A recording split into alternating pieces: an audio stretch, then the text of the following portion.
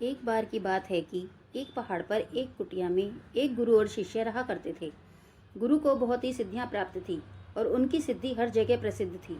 वह ध्यान में बहुत ही ज़्यादा लीन रहते थे। उनके ध्यान की शक्ति की खास बात यह थी कि वह ध्यान करते करते भविष्य देखने में भी सक्षम थे। एक बार ऐसे ही वे ध्यान में लीन थे तो एकाएक देखते हैं कि अगले 8 दिनों बाद उनके शिष्य की मृत्यु तय है और यह भविष्य देखकर वह अत्यधिक परेशान हो जाते हैं और उनका ध्यान एकाएक भंग हो जाता है।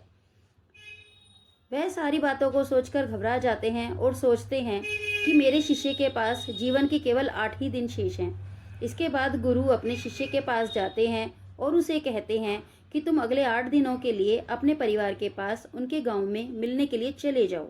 यह बातें सुनकर उनका शिष्य बहुत खुश हो जाता है और वह अपने गुरु से आज्ञा लेकर अपने घर के लिए पहाड़ी से नीचे की ओर चलना शुरू कर देता है। लेकिन वह इस बात पर ध्यान नहीं देता है कि उसके गुरु की आंखों में आंसू आए हुए होते हैं। वह चलते चलते पहाड़ से जैसे ही नीचे एक समुद्र के पास पहुंचता है तो देखता है कि एक रेत के टीले के पास चींटियों का घर था और उस घर से बहुत सारी चींटियां बाहर की तरफ आ रही थी और बहुत सारी चींटियां अंदर की तरफ जा रही थी। यह देखकर उस शिष्य को बहुत ज़्यादा आनंद आ रहा था। लेकिन वह एकाएक देखता है कि समुद्र की लहरें बहुत तेजी से उफान खा रही थी और शिष्य को समझ आ जाता है कि कुछ ही पलों के अंदर यह सारा पानी चींटियों के घर में घुसकर उनके घर को तोड़ देगा और इसकी वजह से बहुत सारी चींटियों की जान चली जाएगी। वह अपनी समझदारी दिखाते हुए अपने ऊपर वाले वस्त्रों को खोलता है और उसके अंदर रेत भरकर एक तरह की 4 दीवारी उन चींटियों के घर के ऊपर बना देता है। 4 दीवारी इस तरह से बनाता है कि समुद्र से आने वाला पानी उनके घर तक ना पहुंच सके।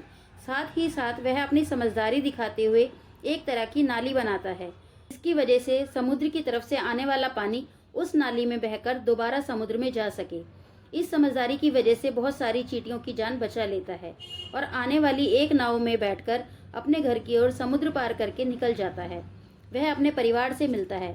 उसे पता भी नहीं चलता कि कैसे समय गुजर जाता है।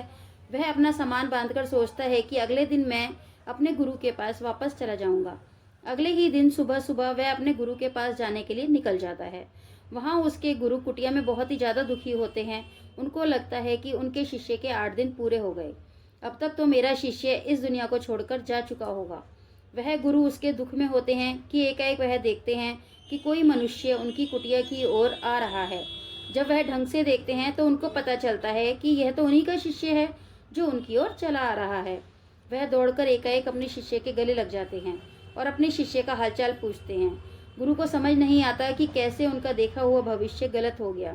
वह अपने शिष्य से पूछते हैं कि बेटा, तुमने इन 8 दिनों में क्या क्या किया। शिष्य अपने परिवार के साथ बिताए हुए सारे पलों के बारे में बता देता है। लेकिन उसके गुरु को ऐसा कुछ भी इन 8 दिनों में खास नहीं लगा। फिर शिष्य कहता है कि मैं आपको एक बात बताना भूल गया। जब मैं इस पहाड़ी से नीचे समुद्र की ओर गया था तब मैंने ऐसे ही चींटियों की जान बचाई थी। उसके बाद गुरु समझ जाते हैं कि उसके कर्मों की वजह से ही वह शिष्य बच पाया था और गुरु एकाएक कहते हैं कि कर्म जरूर लौट कर आते हैं। तो इस कहानी से हमें यह सीख मिलती है, जीवन में हमेशा ऐसे कर्म करो जो कि कभी लौट कर भी आएँ तो आपका भला ही करें। हमारे कर्म हमेशा लौट कर वापस जरूर आते हैं। तो हमेशा ध्यान रखें, किसी का बुरा ना सोचें, ना ही किसी का बुरा करें, सबका भला सोचें। यदि कोई बुरा भी करता है तो उसको भगवान के भरोसे छोड़ दें, क्योंकि भगवान सभी ना सभी को एक दिन सबका कर्म जरूर लौटाते हैं। धन्यवाद।